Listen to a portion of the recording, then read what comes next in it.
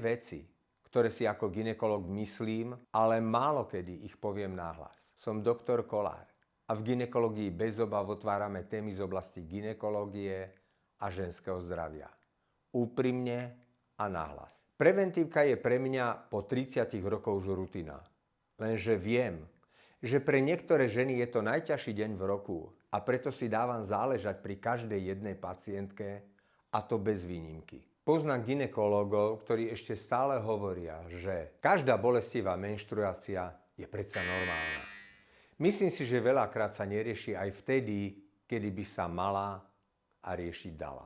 Niektoré pacientky prídu raz do roka ako hodinky, iné po niekoľkoročnom váhaní. Obe si však zaslúžia rovnaký rešpekt. Keď mi pacientky hovoria, že si nerobia samovyšetrenie prs, priznám sa, že ma to mrzí, lebo viem, koľkým by tých aspoň 5 minút mesačne zachránilo život.